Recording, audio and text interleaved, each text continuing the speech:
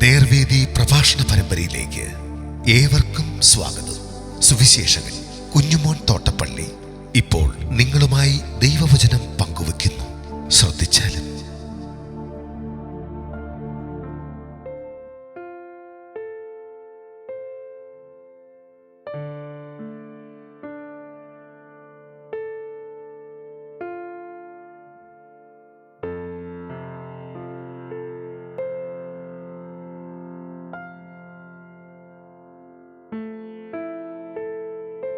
ഹോശേയ പ്രവചനം 3-ാം അധ്യായം. അനന്തരം യഹോവ എന്നോട്, ഇസ്രായേൽ മക്കൾ അന്യദേവന്മാരോട് ചേർന്ന് മുന്തിരി അടകളിൽ ഇഷ്ടപ്പെട്ടിട്ടും യഹോവ അവരെ സ്നേഹിക്കുന്നതുപോലെ നീ ഇനിയും ചെന്ന് ആ ജനങ്ങൾ സ്നേഹിക്കപ്പെട്ട് വ്യഭിചാരിണി ആയിരിക്കുന്ന സ്ത്രീയെ സ്നേഹിച്ചുകൊണ്ടിരിക്കുക എന്ന് കൽപ്പിച്ചു.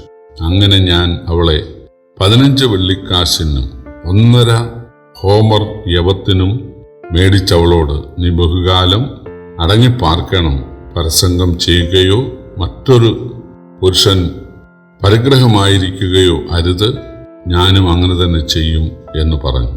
ഈ വിധത്തിൽ ഇസ്രായേൽ മക്കൾ ബഹുകാലം രാജാവില്ലാതെയും പ്രഭുവില്ലാതെയും യാഗമില്ലാതെയും പ്രതിഷ്ഠയില്ലാതെയും ഏഫോദില്ലാതെയും ഗ്രഹബിംബമില്ലാതെയും ഇരിക്കും. പിന്നത്തേതിൽ ഇസ്രായേൽ മക്കൾ തിരിഞ്ഞ് തങ്ങളുടെ ദൈവമായ യഹോവയെയും തങ്ങളുടെ രാജാവായ ദാവീദിനെയും അന്വേഷിക്കും. ഭാവികാലത്തവർ ഭയപ്പെട്ടും കൊണ്ട് യഹോവയെങ്കിലേക്കും അവന്റെ നന്മയിലേക്കും വരും. പരസംഗം ചെയ്യുകയും പരസംഗത്താൽ മക്കൾ ഉണ്ടാകുകയും ചെയ്ത കാരണത്താൽ ഹോശേയയുടെ ഭാര്യ ഉപേക്ഷിക്കപ്പെട്ടെങ്കിലും ദൈവം കൽപ്പിച്ചത് അവൻ അവളെ സ്നേഹിക്കണം, മടക്കി വരുത്തണം എന്നായിരുന്നു.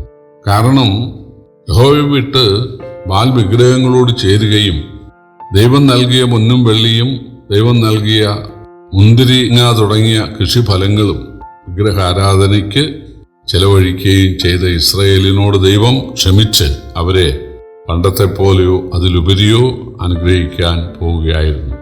ഹോശേയ പോയി 15 വെള്ളിക്കാശിനും 1.5 ഹോമർ യവത്തിനും അവളെ ജാരന്മാരിൽ നിന്നും വില കൊടുത്ത് വീണ്ടെടുത്ത് സ്വന്തമാക്കി. അവളോട് ബഹുകാലം അടങ്ങിപ്പാർക്കാൻ കൽപ്പിച്ചു. അവൾ വീട്ടിൽ വന്ന് അടങ്ങി ഒതുങ്ങിപ്പാർത്തു.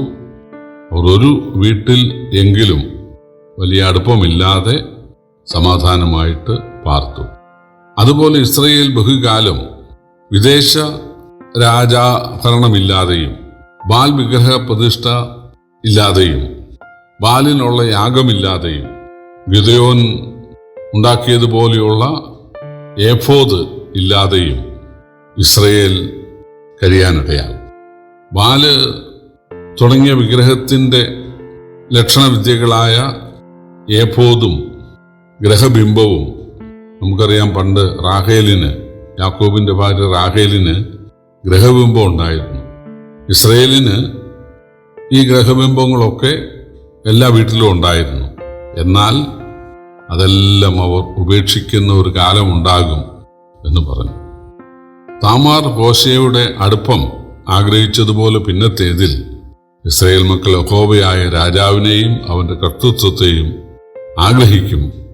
അവർ ദാവീദിനെ അന്വേഷിക്കുക എന്നതിനർത്ഥം ദാവീദിനോട് വാഗ്ദത്തം ചെയ്ത ദൈവരാജ്യത്തിൻ്റെ കാര്യമാണ്. ഇവിടെ ഹോശേയ തൻ്റെ ഭാര്യയെ വീണ്ടെടുത്തിട്ട് അവളോട് അടങ്ങിപ്പാർക്കുക, ഞാനും അങ്ങനെ അടങ്ങിപ്പാർക്കുമെന്ന് പറഞ്ഞു. അതുപോലെ അങ്ങനെ ഹോശേയ ചെയ്യാൻ കാരണം അവള് വഴിവിട്ട് പോകുമോ ഇല്ലയോ എന്നുള്ളൊരു പരീക്ഷണമായിരുന്നു. അതുപോലെ ഇസ്രായേൽ വിഗ്രഹങ്ങളെയൊക്കെ ഉപേക്ഷിച്ച്, ഗ്രഹബിംബങ്ങളെ ഉപേക്ഷിച്ച്, ബാൽ പ്രതിഷ്ഠകളെ ഉപേക്ഷിച്ച്, അന്യ രാജാക്കന്മാരെ സ്നേഹിക്കാതെ അവര് ദൈവത്തിൻ്റെ കരുണയ്ക്കായി മാത്രം കാംക്ഷിച്ച് ഇരിക്കുന്ന ഒരു സ്ഥിതി ഉണ്ടാകണമെന്ന് ദൈവം ആഗ്രഹിച്ചു. അങ്ങനെ കുറെ കാലം കഴിഞ്ഞപ്പോൾ അവര് ദൈവത്തോട് ഞങ്ങളോട് ക്ഷമിക്കണമേ എന്ന് പറയാൻ തയ്യാറായി. യോഹന്നാൻ നമ്മുടെ കർത്താവും പറഞ്ഞ അതാണ്, നിങ്ങൾ മാനസാന്തരപ്പെട്ട് സുവിശേഷത്തിൽ വിശ്വസിപ്പിക്കും. മാനസാന്തരം അത് പാപത്തെ ഉപേക്ഷിക്കുന്ന കാര്യമാണ്.